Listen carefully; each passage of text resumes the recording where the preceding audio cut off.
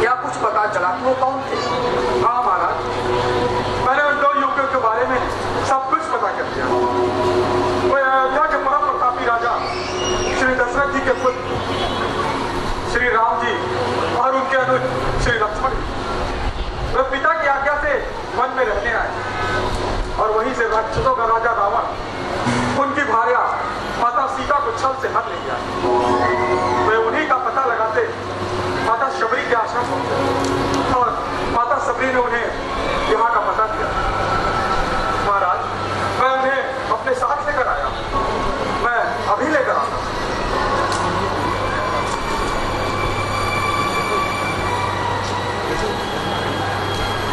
आइए प्रभु, आइए।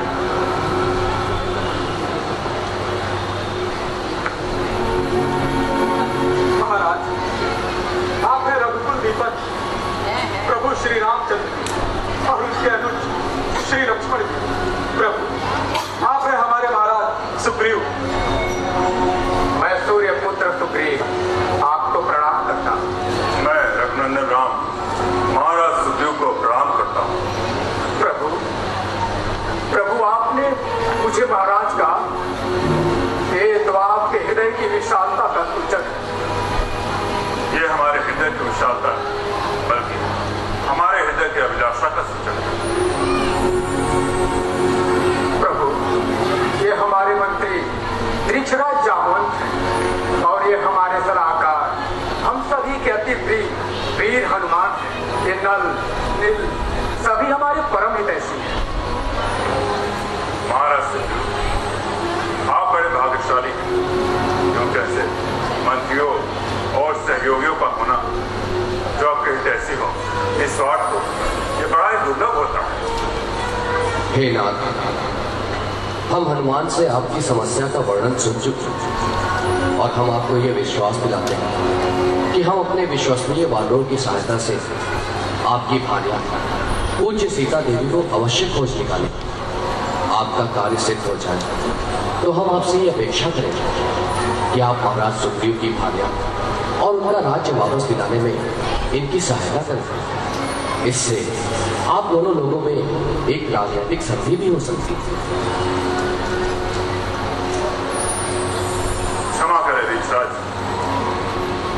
मैं इस प्रकार महाराज सुग्रीव को कोई सहायता नहीं कर सकता, क्योंकि ऐसा तो कोई शुद्ध व्यापार ही करेगा। पहले आप मेरी सहायता करें, फिर मैं आपकी सहायता करूंगा। और जहां तक राजनीतिक संधि की बात है तो राजनीति का स्वार्थ नित्य है और मेरी प्रकृति में स्वार्थ का कोई स्थान नहीं है। क्षमा करें नाथ, हम अल्प बुद्धि योनि के जीव हमारी भाषा पे ध्यान न देकर हमारी भावना को समझें। हमें कोई ऐसा नाता बताए जिससे हम और आप एक सूत्र में बंध सकें। वो तो बस एक ही नाता है जो प्राणियों को एकता के सूत्र में बांधता है, और वो है मित्रता का नाता। महाराज सुग्रीव, मैं आपसे मित्रता का नाता जोड़ना चाहता हूँ।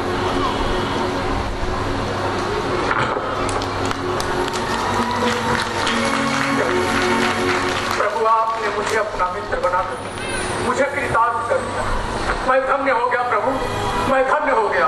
प्रभु, अब आप हमें अति शीघ्र आज्ञा दीजिए। हम अपनी समस्त सेनाओं के साथ माता सीता की खोज में दक्षिण दिशा की ओर प्रस्थान करें। नहीं, पहले तो मुझे अपनी पीड़ा विस्तार से सुनाओ। हे रघुकुल भूषण रघुनंदन जी, हम 2 भाई हैं, बाली और सुग्रीव।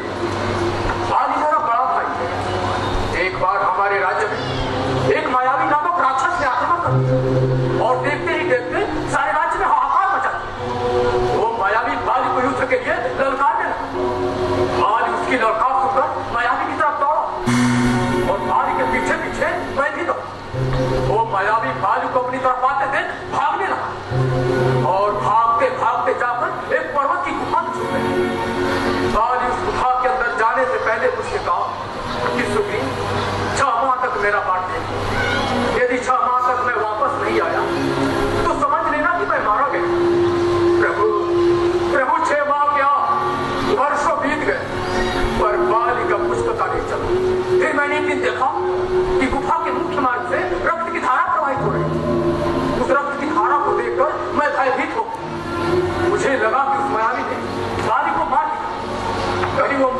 न मार दे, इसी भय से मैंने गुफा के मुख्य मार्ग पर एक बड़ा सा चट्टान और अपने राज्य को भागा।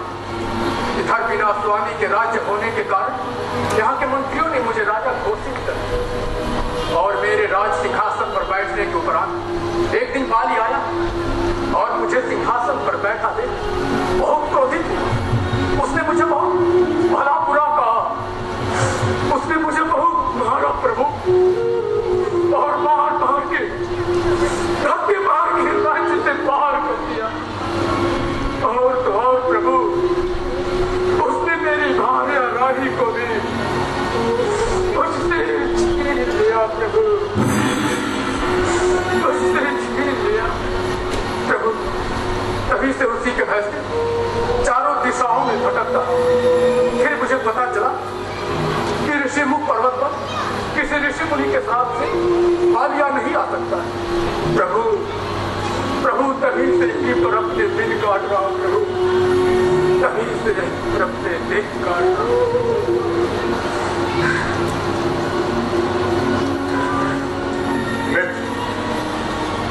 अब अपने भटकने की अवधि को समाप्त समझो। अब शीघ्र ही बाल उसके पाप कर्मों का दंड भोगना ही होगा। प्रभु, मैं आपको एक बात बता देना चाहता हूं। बाली को एक ऐसा वरदान प्राप्त है कि उसके सम्मुख जो भी युद्ध करने जाता है उसकी आदि शक्ति बाली को प्राप्त हो जाती है।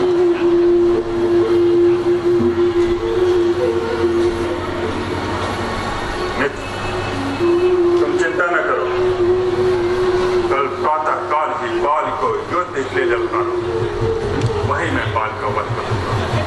जाओ। जो आज्ञा प्रभु, जो आज्ञा।